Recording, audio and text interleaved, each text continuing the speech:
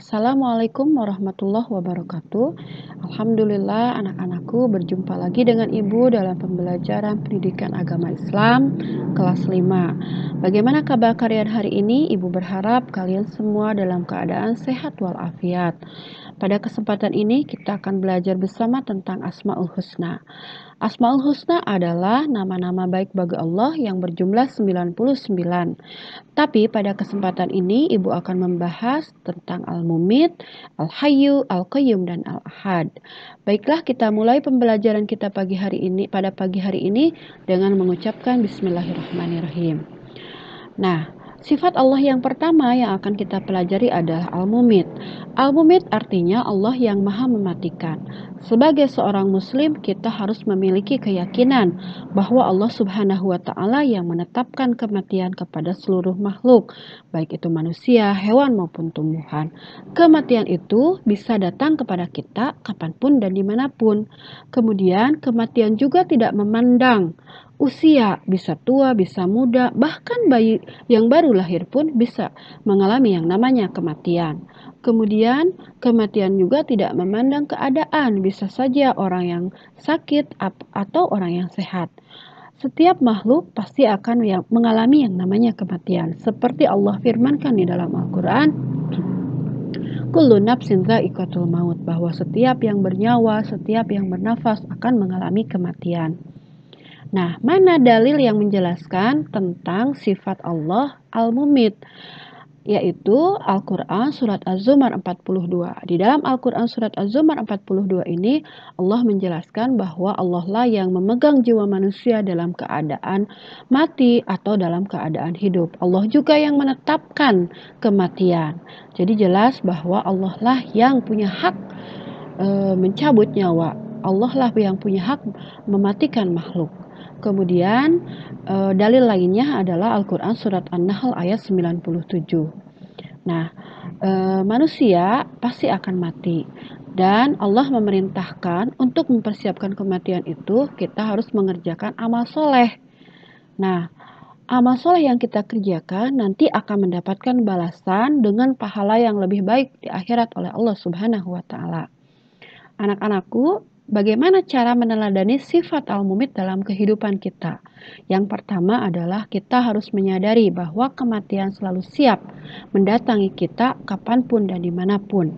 Oleh karena itu, kita harus menyiapkan bekal. Seperti halnya kita akan bepergian, kita pun sekarang menyiapkan bekal, bisa berupa makanan, minuman, pakaian, dan lain sebagainya. Nah, begitupun dengan menyiapkan nanti kematian, kita harus punya bekal. Apa bekalnya? Bekalnya adalah yang kedua di sini, kita harus selalu beramal soleh dan berbuat kebajikan. Jadi bekal menghadapi kematian itu adalah beramal soleh dan berbuat kebajikan atau kebaikan agar kelak di akhirat nanti kita mendapatkan balasan yang baik dari Allah Subhanahu wa taala. Baik, sifat yang kedua adalah Al-Hayyu. Al-Hayyu artinya Allah yang maha hidup. Allah Subhanahu wa taala senantiasa hidup dan maha kekal. Artinya Allah tidak pernah mati. Allah adalah sumber dari segala sumber hidup. Allah tidak ada awal dan tidak akhir. Allah yang memberi dan mencabut kehidupan dari makhluknya sesuai dengan kehendaknya. Jadi kebalikan dari makhluk, kebalikan dari manusia. Kalau manusia adalah makhluk sosial, manusia adalah makhluk yang akan mengalami kematian, maka Allah Subhanahu wa taala akan selalu hidup, abadi, kekal. Nah, apa dalil Al-Hayyu? Dalil Al-Hayyu adalah Al-Quran Surat Al-Ghafir ayat 65. Di situ dijelaskan bahwa dialah yang hidup kekal. Huwal Hayyu. Dialah yang hidup kekal. Jadi Allah adalah zat yang kekal. Tidak ada awal dan tidak ada akhir.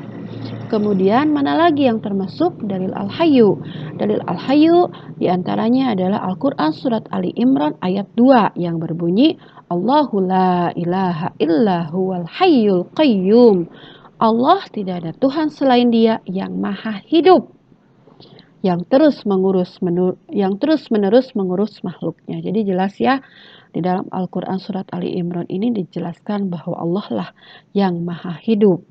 Nah, bagaimana cara meneladani sifat Al-Hayyu? Yaitu dengan mempergunakan kesempatan hidup yang Allah berikan dengan sebaik-baiknya, yaitu dengan mengerjakan amal soleh. Sehingga dengan mengerjakan amal soleh, Allah akan menghidupkan jiwa kita, hati kita, akal kita dengan 3 komponen, yaitu iman, Islam, dan ihsan. Baik, yang selanjutnya yang ketiga adalah sifat Al-Qayyum. Al-Qayyum artinya Allah Maha berdiri sendiri. Allah adalah zat yang tidak memerlukan bantuan apapun dari makhluknya. Allah Subhanahu wa Ta'ala mampu melakukan segala sesuatu tanpa bantuan dari makhluknya. Allah adalah zat yang menciptakan langit dan bumi serta mengurusnya. Jadi kebalikan dari manusia. Kalau manusia itu makhluk sosial, makhluk yang membutuhkan orang lain, tidak bisa berdiri sendiri. Sedangkan Allah adalah yang maha berdiri sendiri, tidak membutuhkan bantuan yang lain. Mana dalil sifat Al-Qayyum, yaitu Al-Quran surat Ali Imran ayat 2. Bunyinya Allahu la ilaha illa huwal hayyul qayyum.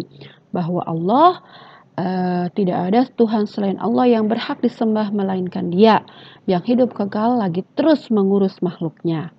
Baik, bagaimana cara meneladani sifat Al-Qayyum? 1. Berusaha mengerjakan segala sesuatu secara mandiri. Jadi kita berusaha mandiri supaya kita tidak tergantung kepada orang lain dan berusaha maksimal atau dengan sungguh-sungguh. Kedua, kita tidak boleh mempunyai sifat pemalas karena sifat malas menghalangi kesuksesan. Juga tidak boleh pesimis. Kita harus sebaliknya, harus selalu optimis ya. Selanjutnya adalah sifat Al-Ahad. Al-Ahad artinya Allah yang Maha Esa. Allah Maha Esa baik zat, sifat maupun asma atau namanya. Esa artinya satu, tidak ada Tuhan selain Allah yang harus kita sembah, kita ibadahi, tempat kita berdoa dan meminta pertolongan. Orang yang menyembah selain Allah disebut musyrik dan perbuatannya adalah syirik. Syirik artinya menyekutukan Allah dan termasuk dosa besar. Nah, mana dalil Al-Ahad? Dalil Al-Ahad adalah Al-Quran surat Al-Ikhlas ayat 1 yang berbunyi, Qul huwallahu ahad. Katakanlah dia Allah yang Maha Esa. Nah, bagaimana cara meneladani Al-Ahad? 1. Kita harus selalu menegakkan sholat 5 waktu seperti yang sudah diperintahkan oleh Allah. Kedua, menjauhi perbuatan yang mendekati kemusyrikan. Tidak boleh melakukan sesuatu yang dapat menyekutukan Allah. 3. Selalu berdoa dan memohon hanya kepada Allah Subhanahu wa Ta'ala. Kita harus selalu ingat bahwa yang kita mintai pertolongan, kita meminta segala hajat kita adalah kepada Allah Subhanahu wa Ta'ala, tidak boleh kepada yang lain. Baiklah anak-anakku, itulah Asmaul Husna yang 4 yang Ibu bahas pada kesempatan ini. Semoga kita selalu menerapkan sifat-sifat yang sudah kita pahami bersama dalam kehidupan kita sehari-hari. Demikian dari Ibu pembelajaran pada hari ini. Kita cukupkan dulu sekian. Wassalamualaikum warahmatullahi wabarakatuh.